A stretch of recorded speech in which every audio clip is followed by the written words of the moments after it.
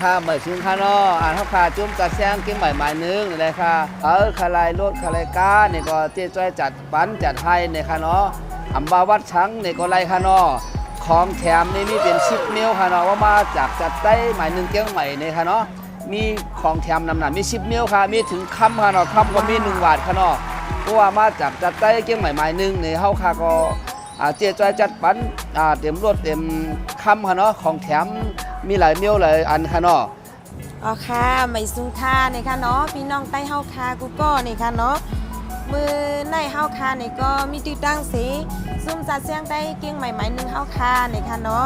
มาดีลันเจจอยเฮาคาสาขา1อยู่มิโจ้นี่ค่ะเนาะสาขา2อยู่วัดกูมันนี่ค่ะเนาะสาขา3อยู่หมู่วันคอนเว้งหางลงนี่ค่ะยาก็เจจอยเฮาคามาซื้อยาก็อะไรของขวัญ10เมลกำเหลวนี่ค่ะเนาะยาก็แทงรองนึงก็ทองคำ11เมลนี่ค่ะทองคำแดงค่ะเนาะอ๋อค่ะอันนี้ก็มาซื้ออะไรนี่ค่ะเนาะของขวัญน้ำกิตตี้นี่ค่ะยาก็เพราะว่าเสียงเหลือนมีรุนแรงวันทุกเดือนนี่ค่ะเสียงเหลือนเอาไหนมีของขวัญปันแทงทุกเดือนลูกค้าเก่าลูกค้าใหม่ที่มีรุนแรงวันตาเซนี่ค่ะไม่ซุงพี่น้องเขาก็ค่ะนะดีใครไรโลดยนต์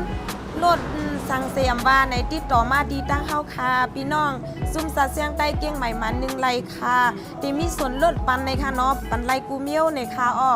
ซื้อไลกูวัดในค่ะเนาะวัดสีชมพูมาสีเขียวขอบแรงวัดอังหือก็เจ๊จ้อยเฮาค่ะมาปรึกษาไลในค่ะอ๋อค่ะไม่ซุงค่ะ